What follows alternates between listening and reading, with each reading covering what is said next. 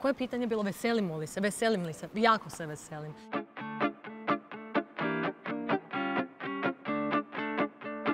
Neka Igor prvi odgovori pa ću onda ja reći. Ja ne radim ništa što me ne veseli.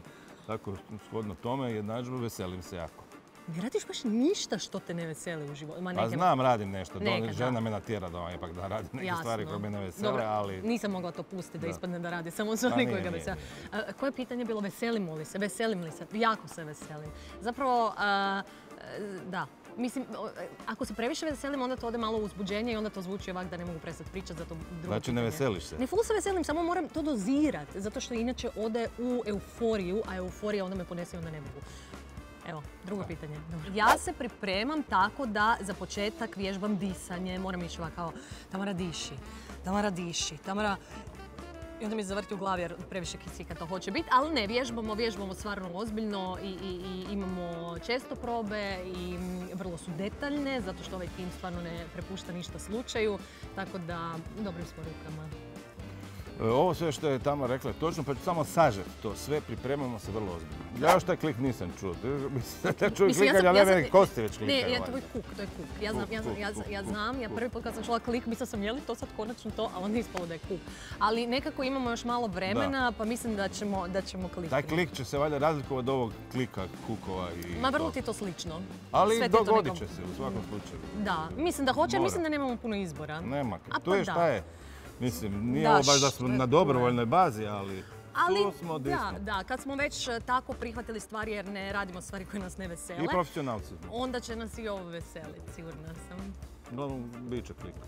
Drago mi što ste se vi navikli na ovaj moj ranojutarnji prime time jer ja još nisam. To ustajanje u 4 mi onako živote robio, ali sad je ovaj prime time večernji, pa dobro, malo me jedino brine da ostanem budna do jer ja obično... Tebi će se ponedjeljkom spajati prime time ove noćni i jutarnji. Pa, ali pusti... Jel mislim, ne boš ti doma bila prije 2-3, vjerujem mi. Što? To mi nisu rekli, to ne piše u ugovoru prije 2-3. Nisi čitala mala slova, sitno. Pa da, koje pitanje je bilo? Da. Koje je bilo? To što se govorilo, da. Ma na sve se čovjek navikne. Ali ne poslije 3 ujutro. Ja sam pitala Igora savjete već. Ali ja za taj jutarnji prime time nemam savjete, jer u to doba kad Tamara mukotrpno radi, ja još uvijek spavam. Ne, da, kako si došao do tog u životu? Uspio si. Da spavam u 5 ujutro. U 4 spavam u 4. Ne znam stvarno kako sam to uspio u životu si napraviti. Trudio sam se, vidiš, trudio sam se. Rekao sam si prije 4 ne. Prije 4 ne, a da poslije 4? Poslije 4 ali znaš da ti najveći genijalci ustaju jako rano? Jer ja nisam nikad rekao da sam neki veliki genijalac. Ja mogu spavati duže. Da, okej, znači rađe biraš, da, ma imaš pravo ti. Ne smijemo ih gledati. Šta? Ne smijemo ih gledati. Meni su rekli da ne smijemo gledati... Što su tebi rekli da ih ne smiješ gledat? Pa ja s ljudima pričam i gledam ih, idem bravo. Pa i prošle sezone kad sam bio živo sam morao izaći van iz studija, nisam smio gledati. Pa dobro, pa mene niko nije vidio, ja sam se ušuljala, to je istina, ja sam se ušuljala u studio. Ali neću, od svima ide divno. Frano se dugo bavio folklorom i znam ja njega kad radi, on svako malo zapleše negdje, ne znam publika da nije vidjela, njemu je ples, način govora. Zapravo. Izražavanja nekog. Ne, baš govora. Baš govora. Kao plesač ne. Ali plesao sam recimo u muziklima, koreografirali, evo Igor Barbarić, Larisa Lipovac, oni su mene koreografirali u nekim predstavama. Pa su evo pametno odustali. Znaš što, još nisam počela ovo ni vodit, pa... Kamo li plesat? Kamo li plesat, nekak...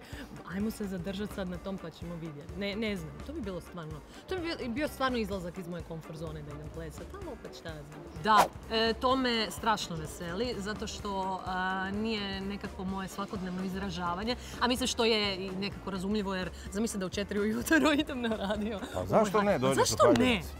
Zašto ne? Ja znam kom najdraže volim postavljati pitanje. Kome? Cibociju. Da, obožavam postavljati pitanje, jer znam da će biti odgovor divan. Ali znaš da Ciboci ima izraz lica kada je lošu ocjenu ovako napravi? Loša ocjena je napravi? Da, ga nisam uspio tako proučavati. Da, ja sam gledala.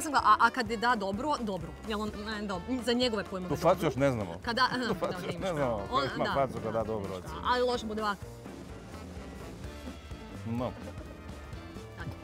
Gledajte u nedjelju navečer nakon Dnevnika Nove TV, Ples sa zvijezdama i zaplešite sa zvijezdama, a možda i sa Tamarom. Pa ne možeš ljudima govoriti da plešu ako ti ne plešeš i onda toga malo onako... Pa ja tu i služim ovom projektu da potičem druge da plešu.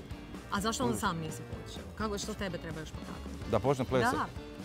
Malo da onak, da kad naviše emisiju dođeš ko Igor Barbarić. Malo drugačiji ugovor. Aha, to će iduće sezone. Pratite Ples sa zvijezdama na društvenim mrežama. I Novi TV. Službenim mrežama, treba reći.